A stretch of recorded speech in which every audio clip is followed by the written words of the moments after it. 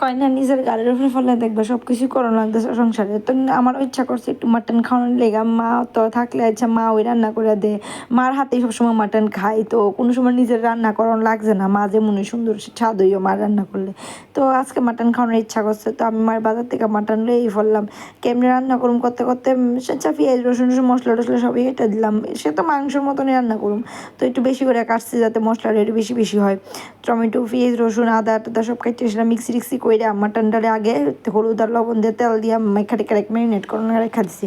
তো এদিকে কড়াই মধ্যে তেল বয়া সাথে আলু দিয়ে একটু ভাজা লাইছি হলুদ লবণ দিয়া, তারপরে দেওয়া এই তেলের মধ্যে একটু পেঁয়াজ, তারপরে দেওয়া মানে গরম মশলা, গোটা গরম মশলা এটি দিয়া লগে মশলা টশলা দিয়া যা গুঁড়া মশলা আছে সব দিয়া লাইছি, দিয়ে ভালো করে ভাজা লইছি, মানে সাতলাই লইছি আর কি ভালো করে।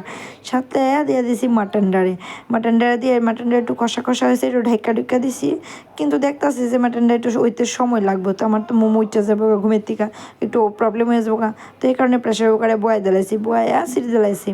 তো এমন করে সে রান্না করে লাইছি। আচ্ছা যা খাইতে তো স্বাদ হয়েছে, আমি মানে ভাবছি না রান্না তো করে লাইছি, ভালো হয়েছে খাইতে।